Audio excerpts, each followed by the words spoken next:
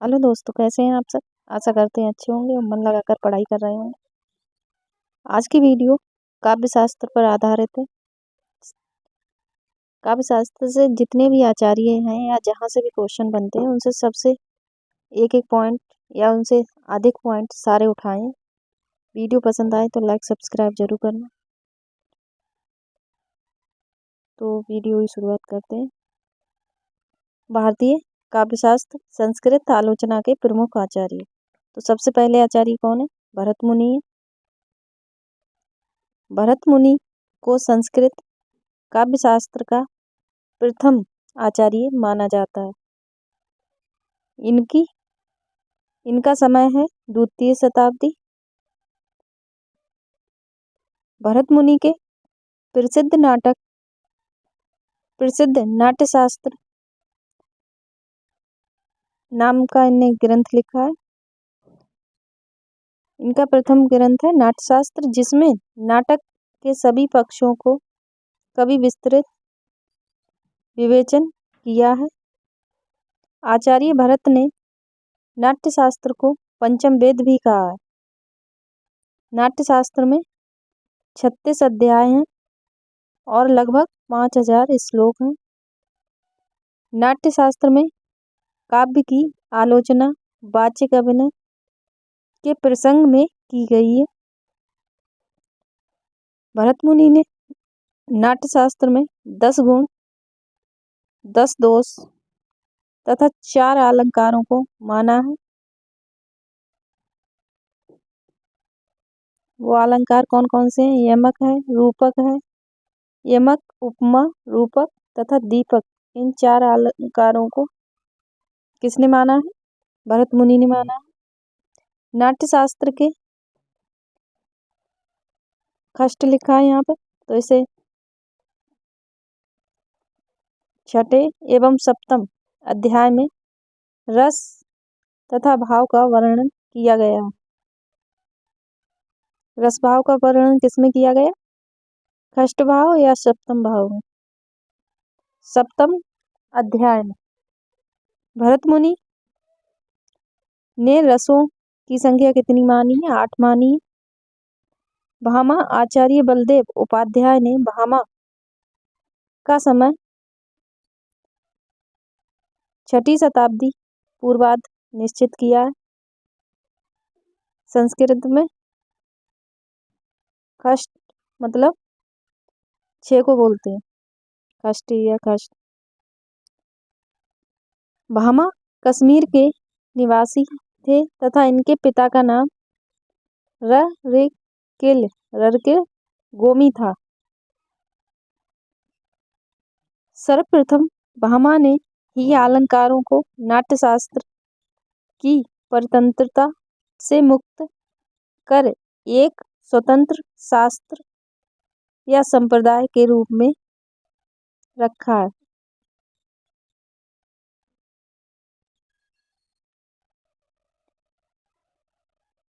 ये वही क्वेश्चन है जो वहां पे अधूरा था। सर्वप्रथम भामा ने ही अलंकार को नाट्यशास्त्र की परतंत्रता से मुक्त एक स्वतंत्र शास्त्र या संप्रदाय के रूप में प्रस्तुत किया है। भामा ने काव्य अलंकार नामक ग्रंथ की रचना की, जो 6 परिच्छेदों में विभक्त है। भामा का ग्रंथ कौन सा? काव्य अलंकार, ये याद रखना। परिच्छेदों के अनुसार इनकी जो तालिकाएं हैं वो भी लिखनी है। परिच्छेद विषय। प्रथम परिच्छेद में काव्य के साधन, लक्षण तथा भेदों का निरूपण किया है। द्वितीय तृतीय परिच्छेद में अलंकार निरूपण किया है। चतुर्थ परिच्छेद में 10 दोष निरूपण किया है। पंचम परिच्छेद में न्याय विरोधी दोष निरूपण किया गया है।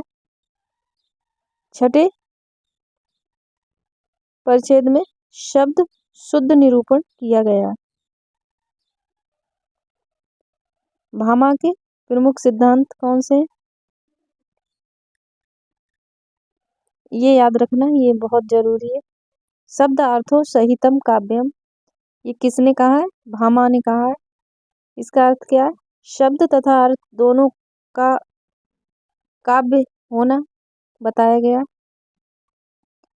भरत मुनि द्वारा वर्णित 10 गुणों के स्थान पर भामा ने 3 ही गुण माने। कौन कौन से माने? माधुर्य, ओज और प्रसाद। इन 3 गुणों को माना है। किसने माना है? भामा ने माना है। और भरत मुनि ने कितने माने थे? 10 गुण माने। वक्रोक्ति को सभी अलंकारों का प्राण किसने माना है? भामा ने माना है। 10 विध काव्य दोषों का विवेचन किसने किया है? भामा ने किया है। रीति को न मानकर काव्य गुणों की विवेचना किसने की है? भामा ने की है। यहाँ से दंडी की शुरुआत होती है। दंडी किसके शिष्य थे? भामा के थे। आचार्य दंडी का समय किस शताब्दी ठहरता है? तो 7वीं शताब्दी ठहरता है। ये दक्षिण भारत के निवासी थे। दंडी पल्लव नरेश सिंह विष्णु के सभा पंडित थे। दंडी अलंकार संप्रदाय से संबंधित थे और काव्य दर्श इनका ग्रंथ है। भामा का कौन सा था? काव्य अलंकार। और दंडी का कौन सा है? काव्य दर्श। काव्य दर्श में 4 परिच्छेद लगभग 650 श्लोक हैं। यहाँ से भी क्वेश्चन बनता है, ये पॉइंट याद रखना। दंडी प्रथम आचार्य थे जिन्होंने वैदर्भी, गौड़ी, रीति के पारस्परिक अंतर को स्पष्ट तथा इसका संबंध गुण से स्थापित किया है। किसने किया है? दंडी ने किया है। दंडी के काव्य दर्श में परिच्छेद अनुसार निरूपित विषय की तालिका है। इनकी जो इन्होंने लिखा है, किस परिच्छेद में क्या लिखा है वो भी है। प्रथम परिच्छेद में निरूपण काव्य लक्षण भेद रीति तथा गुण का विवेचन किया है। किसमें किया है? प्रथम में। द्वितीय परिच्छेद में अर्थ अलंकार निरूपण किया है। तृतीय में शब्द अलंकार निरूपण विशेषता यमक को रखा है। चतुर्थ में 10 विध काव्य दोषों का विवेचन किया है। आचार्य बलदेव उपाध्याय दंडी को रीति संप्रदाय का मार्गदर्शक मानते हैं। यहाँ से वामन के विषय में जो भी पूछा जाता है, वामन रीति संप्रदाय के प्रवर्तक आचार्य हैं। अक्सर पूछा जाता है कि रीति संप्रदाय किसका है? तो वामन का है। इनका समय कितना था? 8वीं सदी का उत्तरार्ध माना जाता है। वामन कश्मीर नरेश जयापीठ के मंत्री थे। आचार्य वामन ने काव्य अलंकार सूत्र नामक ग्रंथ की रचना सूत्रों में की है तथा स्वयं ही इन सूत्रों पर वृत्ति भी लिखी है। काव्य अलंकार सूत्र में सूत्रों की संख्या 319 तथा ग्रंथ 5 परिच्छेदों में विभक्त है।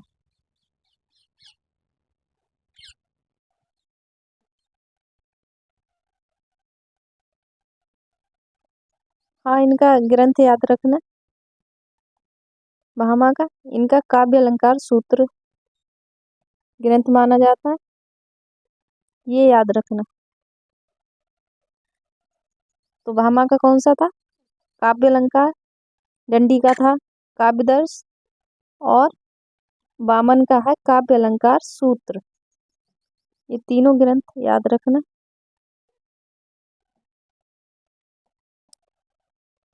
वामन के प्रमुख काव्य सिद्धांत कौन सा था? इन्होंने कहा है कि रीति आत्मा काव्यस, रीति आत्मा काव्यस, यानी कि रीति को काव्य की आत्मा माना है। किसने माना है? वामन ने माना है। गुण तथा अलंकार का परस्पर विभेद तथा गुण को अलंकार की अपेक्षा अधिक महत्व दिया।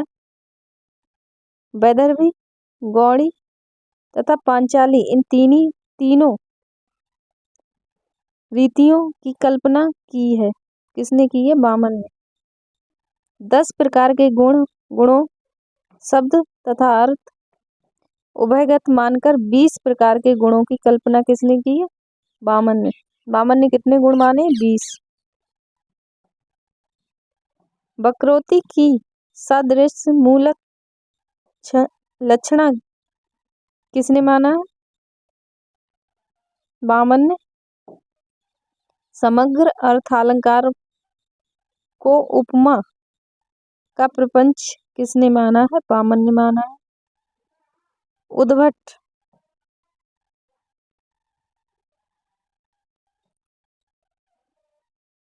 यहाँ से उद्भट के बारे में पूरी जानकारी है। उद्भट अलंकार से संबंधित आचार्य थे। इनका समय 8वीं शती का उत्तरार्ध माना जाता है। आचार्य बलदेव उपाध्याय ने इन्हें कश्मीर के राजा जयापीठ का सभा पंडित बताया।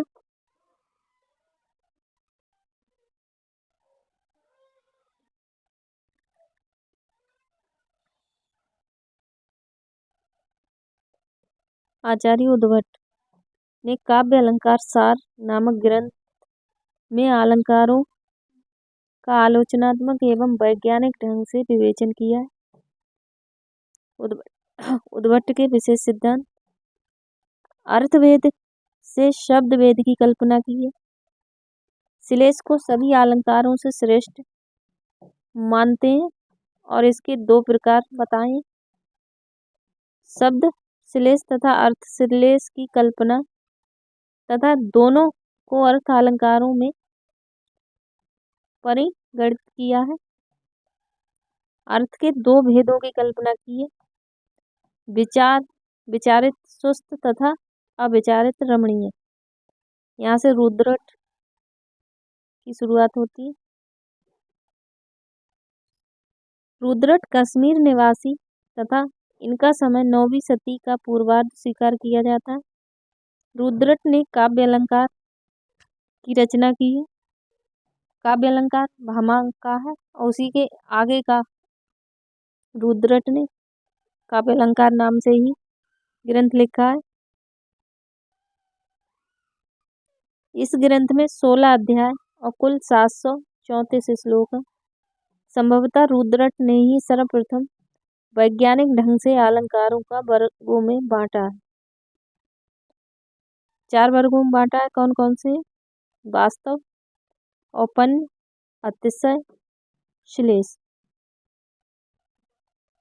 यहाँ से ध्वनिवादी आचार्य की शुरुआत होती है। आनंदवर्धन कौन थे? ध्वनिवादी आचार्य थे। आनंदवर्धन कश्मीर के राजा अवंती वर्मा के सभा पंडित थे। इनका समय 9वीं शताब्दी का उत्तरार्ध माना जाता है। आनंदवर्धन ने काव्य शास्त्र में ध्वनि संप्रदाय का प्रवर्तन किया।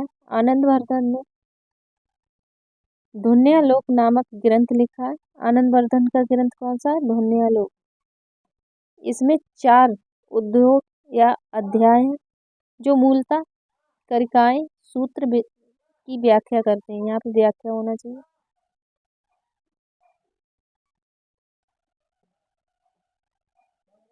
यहाँ से आचार्य अभिनव गुप्त कश्मीर के निवासी थे तथा इनका समय 10वीं शताब्दी का उत्तरार्ध माना जाता है। अभिनव गुप्त के पिता का नाम नरसिंह गुप्त था। वे चुकलुक के नाम से भी प्रसिद्ध थे। इनकी माता का नाम विमलका था। अभिनव गुप्त ने व्याकरण शास्त्र, ध्वनि शास्त्र, नाट्य शास्त्र का अध्ययन क्रमशः नरसिंह गुप्त, भट्ट इंदुराज और भट्ट तौट को गुरु मानकर किया है।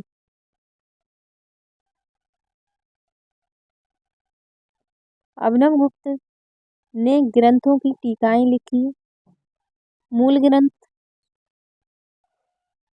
की टीका, मूल ग्रंथ, लेखक, टीकाएं। इन्होंने नाट्यशास्त्र जो भरत मुनि का है इसकी टीका लिखी है। किसने लिखी? अभिनव भारती नाम से लिखी। ध्वन्यालोक आनंदवर्धन का, इसकी टीका लोचन नाम से लिखी। काव्य कौतुक भट्टतोड़ का काव्य कौतुक विवरण के नाम से टीका लिखी है। किसने लिखी? अभिनवगुप्त ने।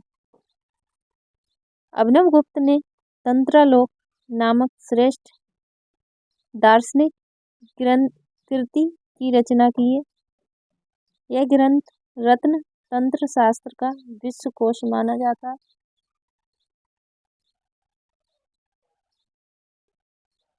यहाँ से कवि आचार्य कुंतक कश्मीर के निवासी थे। ये ज्यादातर जितने भी आचार्य थे कश्मीर के ही थे माने जाते हैं। इन्होंने वक्ररोती संप्रदाय का प्रवर्तन किया है। कुंतक का समय 10वीं शताब्दी का उत्तरार्ध है। कुंतक की प्रसिद्ध कृति वक्ररोती जीवितम 4 उन्मेषों में है।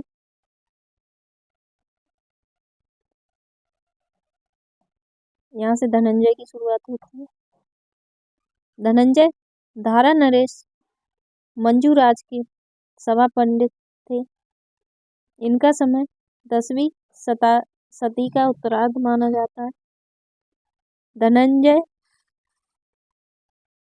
ध्वनि विरोधी आचार्य थे तथा 10 रूपक नामक ग्रंथ की रचना की है। 10 रूपक किसका ग्रंथ है? धनंजय का। ये अक्सर पूछा जाता है। धनंजय कृत 10 रूपक में 4 प्रकाश हैं और लगभग 300 कारकाएं हैं। धनंजय के भ्राता धनिक थे। 10 रूपक की टीका अवलोक नाम से लिखी है।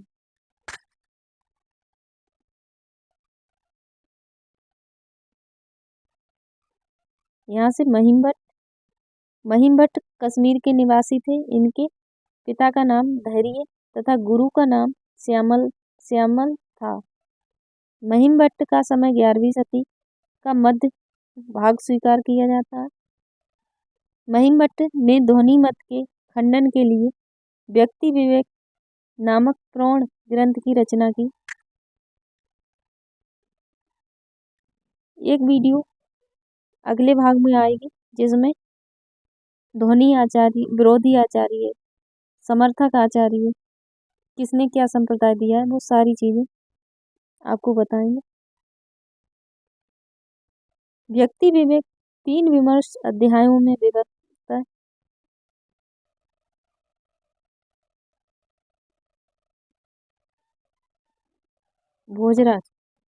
भोजराज धारा प्रदेश के राजा थे। इनका समय 11वीं सदी का पूर्वार्ध माना जाता है। भोजराज ने सरस्वती कंठाभरण तथा श्रृंगार प्रकाश नामक 2 ग्रंथों की रचना की। ये ग्रंथ याद रखना, सरस्वती कंठाभरण और श्रृंगार प्रकाश। मम्मट का जन्म कश्मीर में हुआ तथा इनके पिता का नाम कैयट था। मम्मट का समय 11वीं सदी का उत्तरार्ध है। मम्मट ने काव्य प्रकाश नामक ध्वनि विरोधी ग्रंथ लिखा। मम्मट क्या, ये भी ध्वनि विरोधी आचार्य थे, जिसमें कुल 10 उल्लास या अध्याय हैं।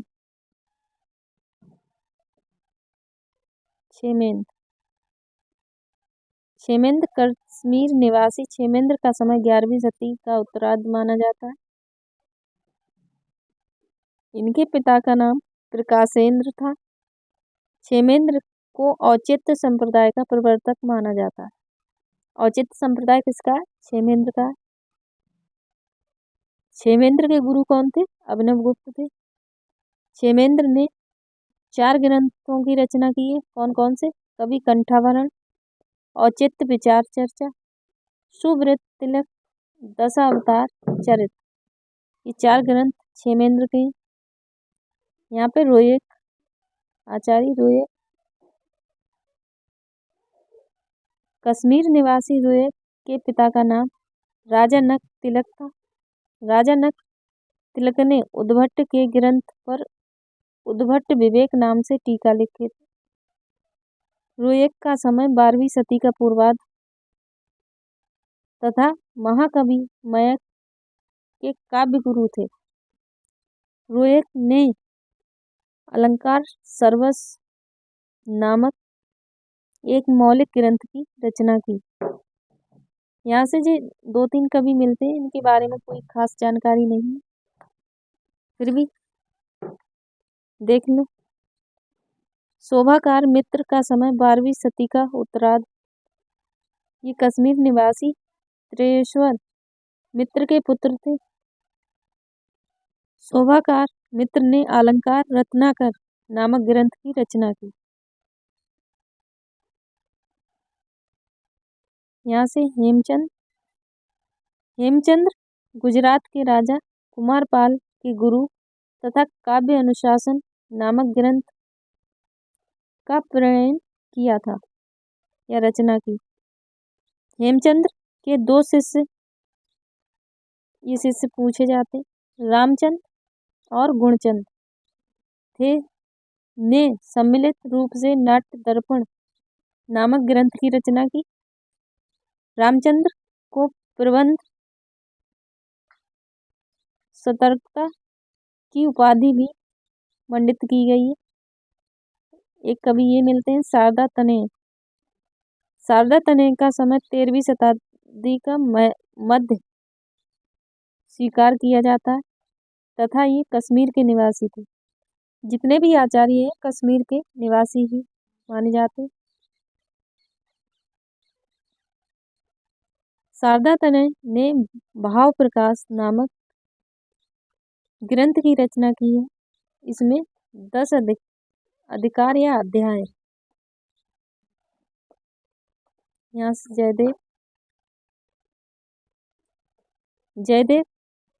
जयदेव मिथिला निवासी थे तथा इनका समय 13वीं सदी का उत्तरार्ध स्वीकार किया जाता है। जयदेव साहित्य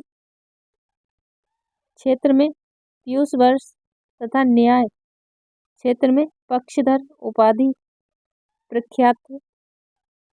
जयदेव चंद्रालोक नामक अलंकार शास्त्र की रचना की 10 मयूखों तथा 35 अनुष्ठुप श्लोक में की है। यहाँ से विश्वनाथ कविराज उत्कल उड़ीसा के राजा संधि विग्रह थे। इनके पिता का नाम चंद्रशेखर था।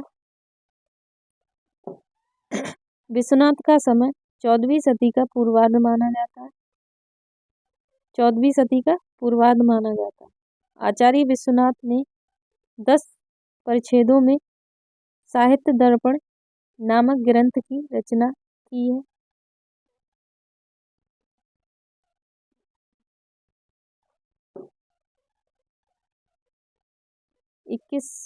विद्याधर नामक एक आचार्य मिलते हैं।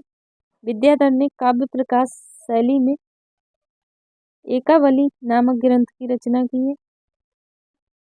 विद्याधर का समय है 14वीं सदी का पूर्वार्ध। यहाँ पर विद्यानाथ दक्षिण भारत के काकतीय नरेश प्रताप रुद्र के दरबार में रहते थे। इनका समय 14वीं सदी का पूर्वार्ध माना जाता है। संविद्यानाथ ने प्रताप रुद्र यशोभूषण नामक ग्रंथ की रचना की 9 प्रकरणों में।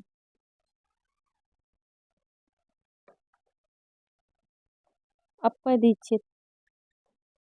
दीक्षित दक्षिण भारत के प्रसिद्ध शैव दार्शनिक थे। इनका समय 16वीं सदी का अंतिम चरण माना जाता है। अप्पय दीक्षित ने वृत्ति वार्तिक चित्र मीमांसा कुवलयानंद नामक ग्रंथों की रचना की। पंडित राज जगन्नाथ जत्या आंध्र प्रदेश के ब्राह्मण थे।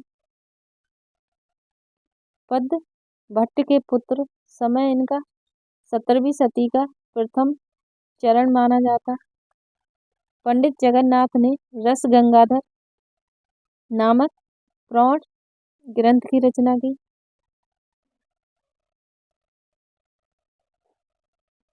यहाँ से काव्य लक्षण।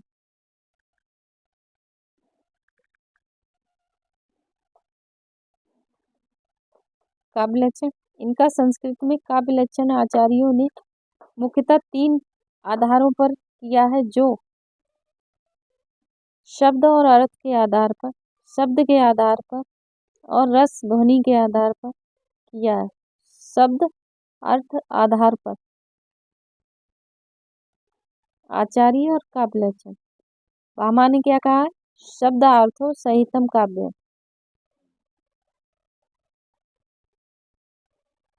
ये किसका कथन है? ये भामा का। ननु शब्दार्थो काव्यम, ये किसने कहा है? रुद्रट ने। ननु शब्दार्थम काव्यम। वामन ने कहा है काव्य शब्द गुणकारा संस्कृत्यो शब्दार्थ्यो वर्तते। वामन का कथन है काव्य शब्दों गुणयंकार अलंकारा संस्कृत्यो शब्दार्थ्यो वर्तते। कुंतक का है शब्दार्थो सहितम वक्र कवि व्यापार शालिनी। शब्दार्थो सहितम वक्र कवि व्यापार शालिनी, ये कहा है कुंतक ने। बंधे व्यवस्थितो काव्यम तद्धिद आलात कारणी। पंक्तियां तो इसमें और भी ली है, वो अगली वीडियो में होगी। वीडियो पसंद आए तो लाइक सब्सक्राइब करें। इनसे संबंधित बहुत सारे तथ्य हैं जो अगली वीडियो में आपको मिलेंगे। वीडियो कैसी लगी कमेंट के माध्यम से बताएं। इनसे जो भी जानकारी पूछी जाती है वो मैंने सारी जानकारी डाली है इसमें। कोशिश ये की है कि आपको एक एक पॉइंट मिले जो परीक्षा में पूछे जाते हैं। Thank you.